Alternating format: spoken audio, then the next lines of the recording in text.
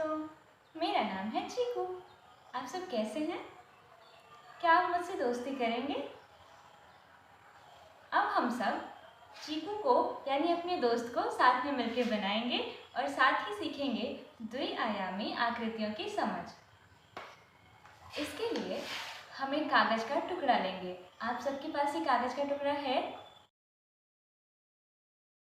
बहुत बढ़िया।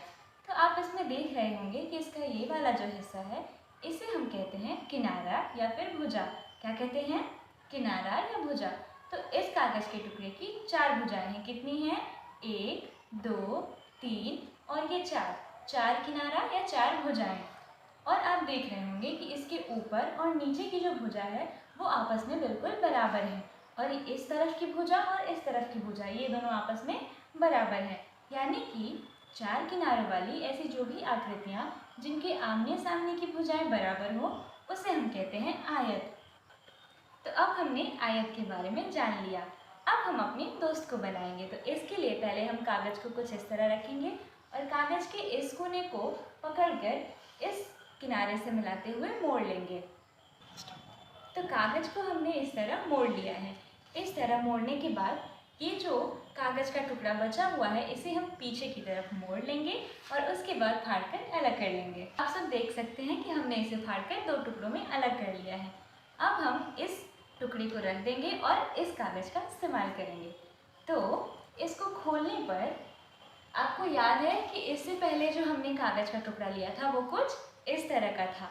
और अगर हम इन दोनों की तुलना करें तो क्या लगता है आपको? कोई फर्क नजर आ रहा है? हाँ बिल्कुल। ये वाला जो कागज का टुकड़ा था यानी कि जो आयत था वो इस वाले आकृति से बड़ा है।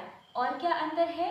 आपने देखा होगा कि इसकी जो आमने सामने की भुजाएं या किनारा है वो एक दूसरे के बराबर है। जबकि इस आकृति में आपने क्या देखा? जी हाँ, ये जो इसकी भुजाएं हैं, चारों भुजाएं, वो चारों आपस में बिल्कुल बराबर हैं। ऐसी जो आकृति होती है इसे हम कहते हैं वर्ग। यानी कि 4 किनारों वाली वो आकृतियाँ जिनके चारों भुजाएं आपस में बराबर हो उन्हें हम कहते हैं वर्ग।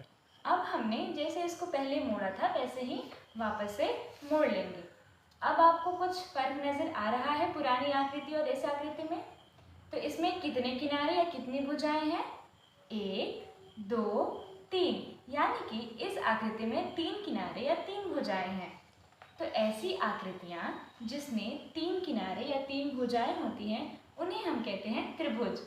आप सबने त्रिभुज को समझा जिसमें कितने किनारे होते हैं? 3। आप सबने ऐसी कौन कौन सी आकृतियाँ देखी हैं? अब हम इस त्रिभुज को फिर से एक बार कुछ इस तरह दोनों किनारों को, कोनों को आपस में मिलाते हुए और ऐसे मोड़ लेंगे। अब हम फिर से इस त्रिभुज को खोल लेंगे और आप देख रहे होंगे कि इस त्रिभुज के बीचों बीच जहाँ से हमने इसे मोड़ा था एक लाइन बन गई है। तो अब हमको क्या करना है अपने दोस्त को बनाने के लिए? तो हम क्या करेंगे कि ये जो लाइन है इस पर रख के ये जो एक कागज का एक परत है उसको इस लाइन पर रख के मोड़ लेंगे।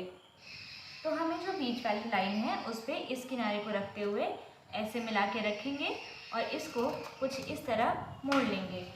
तो आप सब देख रहे हैं कि दोनों तरफ से मोड़ने के बाद ये लगभग हमारे दोस्त की तरह दिखना शुरू हो गई है। पर कमी है कुछ इसमें। तो क्या कमी है? इसकी आँखें और इसका मुँह। तो हम सब अब वो बनाएंगे। आप देख रहे होंगे कि ये जो है ये एक नई आकृति हमारे सामने है। तो अब इस ऐसी आकृति को जो वक्र रेखा से बनी गोल बंद आकृति होती है उसे हम वृत्त कहते हैं। तो अपने दोस्त के मुंह को और सुंदर बनाने के लिए कुछ इस तरह की डिजाइन्स बना सकते हैं। अब हम क्या करेंगे कि अपने दोस्त के मुंह को इस पर चिपका देंगे। तो अब हम सब ने हमारे दोस्त के मुंह को उसकी सही जगह पे चिपका दिया है। अब हम बनाएंगे इसकी आँखें। तो हमने हमारे दोस्त की आँखें भी बना ली हैं और अब हमारा दोस्त बिल्कुल तैयार है। तो हम अपने दोस्त को एक प्यारा सा अपना मनपसंदीदा नाम देंगे और उसके बाद मेरा दोस्त आपके दोस्त से सवाल करेगा और आपका दोस्त मेरे दोस्त के सवालों का जवाब देगा। हेलो दोस्तों, तो क्या आप सब तैयार हैं मेरे सवालों के जवाब के लिए? तो आप बताएंगे कि आयत की कितनी भुजाएं होती हैं?